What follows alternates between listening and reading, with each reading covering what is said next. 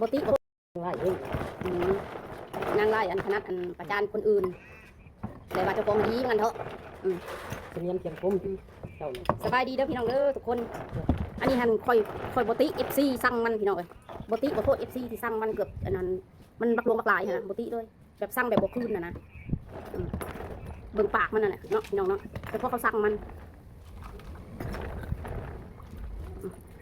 โอ้ยเย็นนี่แต่พอเขาสั่งมันเอาแท้เอาว่าคนไทยเนาะพี่น้องเนาะมาเด้อพี่น้องเด้อสมรมสั่งอีมนมาพี่เด้อกูได้สั่งอีมนมาพี่เด้อสมรมสั่งอีมนพี่น้องสมรมคนอันรักบ้านสมรมแม่บ้านสมรมความสะอาดมาขอเด้อพี่น้องเด้อสมรมเกียรติอีมนเขาก็เกียรติมันคือกันเนาะพี่น้องเนาะมาทางพี่บติสุนเจ้าสั่งมันนั่งอันคนบริแยกแยะได้เขาเว้าในหนึ่งคนสัตว์ในหนึ่งได้คนสัตว์เว้าเรื่องข่อยบ่ได้สัตว์ในหนึ่งได้บ่แม่นได้สิเว้าในประเด็นคนจะขุดเรื่องอันนั้นอันนี้ว่าบ่ต้องขุดกาได้ FC เขาก็หู้วัดแล้วเขาหักหูวัดแล้วหักหูย้อนมึงเองแล้วถ่ายมึงก็ไปถ่ายแล้วบนกูเฮ็ดงงเฮ็ดงานประจานกูด่ากูก็บ่ได้อันของพระดาอะไรพี่น้องเอ้ยจนมาด่าคืนนี่อีกบ่มีแนวเฮ็ดคลิปสะอาดสมรมรักบ้านพี่น้องเนาะเพื่อนไผกระแพงเพื่อนไผกระวงมันบอกสิมาอ้างว่ากูเคยมีเงินเป็นล้านเคยมีเจ้าเคยมีแต่เดี๋ยวนี้เจ้าบ่มีแล้วจะมีแต่ตัวแล้วตอนนี้จะมาโทษว่าข่อยคุมเลี้ยงเจ้าบ่เจ้าบดตัวของเจ้าเองจะทำตัวของเจ้าเองเจ้าด่าบาปด่าเจ้าขึ้นลงขึ้นศาลกับเจ้าเองสิไม่ใช่ FC เขาแบบมี2ตาเขาเบิ่งอยู่เขาเบิ่งแต่ละซ่องนิสัยเป็นอะไรกูบ่ได้ว่ากูดีด่าแบบด่าจนสติแตกด่าจนจึ้งบ่อยู่ด่าจนบ่มีสติแหละนะว่าเฮาเว้าเรื่องหยังน้อยไม่น้อยเฮาเว้าเรื่องหยังคนมาตั้งกล้องเว้าอีกเรื่องนึงได้ประจานข่อยได้บ่ได้เว้าเกี่ยวได้กับหนี้สินน่ะด่าเฮาเป็นสาเหตุหยังข่อยถึงไหลนี้สาเหตุตัวด่ามึงกะลีไปสิมาให้อยู่แม่นบ่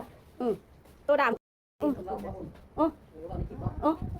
มันเว้าในคลิปมันอันลื้อพื้นข่อยก็บักหน้าพื้นมาเอาครอบครัวข่อยได้มันหากินในครอบครัวข่อยได้บัดเนี่ยหากินนำเอาอันนั้นเอาครอบครัวข่อยมาเว้า New Isuzu D-Max เอาครอบครัวข่อยมาเว้าได้บัดนี้ได้พูดอดีตได้บัดนี้ฮะสิเว้าเห็นจัง FC ของหูก็ได้อีบ้าเนาะอีสงแล้วอีนี่ถือ FC ด่าร้ายเสียเสินข่อยว่า FC ด่าร้ายจนเสียสินสติเสียสินเนาะถือคนด่าร้ายเสียสินเกี่ยวเด้อพี่น้องคอยสิถามมันตรงๆบาดนี่บ่อยากไปว่าดอกพี่น้องว่าให้โทรคุยกันกับมันยังเคลียร์กันหลังไมค์บ่มันเคลียร์กันบ่ได้ดอกว่าแบบนี้แหละมันจังม่วนมันเว้าสิคอยเว้าซะมันอยู่นี่แหละเอาเว้าตรงๆบาดนี่กูประเด็นเรื่องเงิน 20,000 บาทเด้อบาดนี้เด้อเรื่องเงิน 20,000 บาทซะกูขอคืนซะกูอยากได้แล้วบาดนี้กูบ่มีแล้วกูอยากได้แล้วเงิน 20,000ตอนมึงคลอดบักเมฆนะกูซอยมึงนะ20,000แต่กูจะเอาคืนแล้วบาดนี้กูบังปากมึงน่ะไม่ใช่ย่อยตอนกูคลอดอีมานามึงบ่ได้มาซอยกูไม่แต่บาทเดียวมึงบ่ได้นึกถึงกูเลยว่าสันตอนกูคลอดลูกกูนะแล้วมึงก็บ่ได้มียังประทับใจพอมึงซื้อหันซื้อนี่ให้ลูกกูให้กูประทับใจมึงบ่มีว่ากันตรงๆซะเอาไปกบหนีมึงนะมองได้กูเป็นหนีมึงจัก10,000ก็2 หรือ 30,000นะแยกกันนะมีบอก FC มึงซื้อโอนเงินมาให้เอาน้องมนน้องเพชรไปนั่งกินได้นะมีอยู่บ่กูบ่เคยมีกูบ่เคยเห็นมึงสิว่าอะไรซะมากินออกกันออ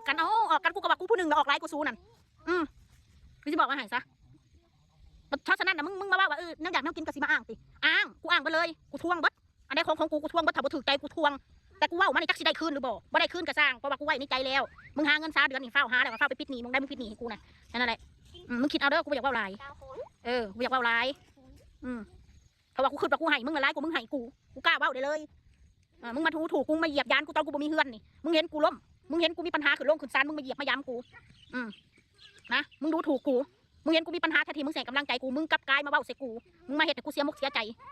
จากกูคิดว่ามึงเป็นคนดีจากกูคิดว่าอีนี่มันหักกูด้วยมันเป็นน้องกูก็สิหักมันกูมียังกูก็สิให้มันตอนนี้กูยังบ่มีกูอาศัยมันก่อนตอนกูมีกูจังสิให้มันกูคิดมาตลอดกูไม่ได้เสียเส้นแล้วกูไม่ได้ดื่มเลยกูไม่ได้ดื่มเลอะเลือนคือมึงกูไม่ได้ดื่มเศร้าดื่มแรงคือมึงกูไม่ได้เสียเส้นสติกูครบกูจะบอกว่าให้ซะเด้อให้มึงคิดกูจะบอกให้มึงคิดว่ามึงได้เฮือมึงได้เพราะไผหรือมึงคิดว่ามึงได้เพราะมึงก็แล้วแต่มึงแล้วมึงก็อย่าไปใส่ซิดถ้ามึงคิดว่ามึงได้เพราะมึงเองมึงก็อย่าไปใส่ซิดกับอีอดน้อยป่ะมันได้เฮือนเพราะมึงคือกันมึงก็อย่าไปคิดแบบนั้นถ้ามึงเลิกคิดแบบนั้นได้ก็คือว่ากูก็สิบ่คิดกับมึงแบบนี้กูก็สิยอมรับว่ามึงเก่งมึงได้จากน้ำพักน้ำแรงมึงดีแล้วมึงก็อย่าไปคิดจะตำรวจจ้าใครหมากเนี่ยที่หามาหมดเพชรแต่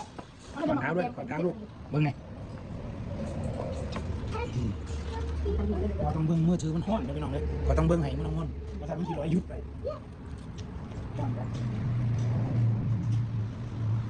อุณหภูมิสูง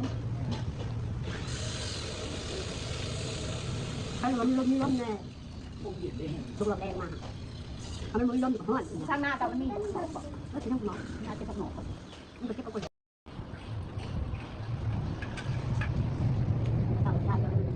มาหาเยี่ยๆตอนรับที่เราเลยนะก็หลายตอนรับดีกว่าตอนรับนั่งนู่นอยู่ครับ รับเต้าแล้วเฮ้ยมาเล่นมันกันคือพลาดเลยต้องทุกข์ไปยากไม่ทัน แท็กซี่เลยว่าครอบครัววางเพชรน้องนมหน้าด้านหน้าคนเลยเบี่ยงหน้าไปหาป้าตอนนั้นไม่มีเลย เพื่อนสุภาพเด้อ เอาว่าดูนะ พี่น้อง เขาได้ยินมาคำหนึ่งได้ไออด มันบ่เป็นว่าได้ ให้ไปลาแล้วเราเอา ในทางพี่น้องมันบ่เป็นว่าคำบ่ได้ทำด้านมันต้องแบบนึงอันนี้คือว่าพี่น้องเขามาหากันได้ก็ยังกินฮอดเลยคือเก่าฮอดแล้วทุกคิดเร็วกันแต่ยังกินฮอดกันคือเก่าเอาทางคนเอา ยังไม่เข้าใจ มายืมได้ยืมเงินมายืมได้เงิน แต่นี่บ่เลยแต่นี่บ่ อย่าไปใช้หนี้ไงมันแล้วก็ต้องเบื่อเลยมันยืมเงินตลาด ถือลอตเตอรี่ป้าถือเจอแล้วบ่เคยซื้อเลขเขาจะถือพี่น้อง อัน เอ้ นี้ ย ฮันเดอร์ทำเป็นมีนะให้นอกเพราะว่ายังมียังได้จังไห้กูมีไซเป็นอันนี้ได้เนี่ยมีอะไรให้เบิด เอามันกันนั่น บริวารกำหนดกี่เท่านั้นเท่านี้เอาเป็นแบบนี้ละให้กูแค่นั้นเอาละกูก็มีได้สามกูมีก็แล้วเห็นปะ ยังพิจัยกันกับมือที่น่าจะว่ากันเนาะยัง กูบอกไอ้น้อยยืมเงินไปได้2,000 บาทถ้ากูมือนี่ไม่ได้กูนะมัน บักเบิ้ลบักน้อยมาค้ำคอยบอกพี่ได้จากเบ้ามันเอ้ยน้องพี่น้องพี่ชายที่ตะแคง เอาปลาเป็นคนที่สองกันแล้วลุงเป็นคนหนึ่งครับ เอาไปมาผู้ชายมันยังมาพึ่งยิงเลยพี่น้องคนเดือนน่ะ น้อยมันตอนมาอยู่เทพกูมีเงินค่ารถมันนายจ้างกระจายเงินไปโอนเงินให้2,000มันมา แต่ที่เราคนน้องเลยน้องกันมันก็ต้องอาศัยกันไม่ต้องทำเนาะรถท่านใดกับท่านหนึ่งเนาะ ทำดีตัดจะดีร้อยมันก็ดูพ่อแม่ตัดตายเลือด ตัดกันบ่ขาดมันเยื่อใยสายใยมันยังเลือดมันข้นกว่านักน้องเลยถ้าคนอื่นตัดได้อยู่สายเลือดช่างมันไปได้มันก็บ่ขาด ตลาดแล้วก็ถึงไปแล้วก็ยิ้มดีตอนรับทุกเราตลาดเนาะ แม่น อันนี้บังคับตลาดเรา มันแม่นเนาะจะได้ก็คือการที่ว่าลุ่มเล่าเลยจะมาถือชีวิตกับตัวเองได้ค่ะคนเฮาก็มีมาถือชีวิตกับตัวเองเลยจะคือช่วยพ่อบอกโอ้ย จะได้เงินจะได้ซื้ออะไรไหน ท่านกีฬาตัวนี้มันไปมาตลาดเนี่ยมีมันไปมาให้เราเลย น่าคือเรา เดียวมาว่า อันดับแรกนี่หมู่พวกกระติกข่อย เอาอีกนี่ หมู่พวก ก็ขอพี่น้องเอ้ยม่วนคุบม่วนพี่น้องเอ้ยก่อนอื่นก็มนก็ขอกราบขอโทษซีทุกท่านเด้อพี่น้องเด้อบริอยากให้เหตุการณ์มันเกิดขึ้นหรอกแต่ในเมื่อมันเป็นไปแล้ว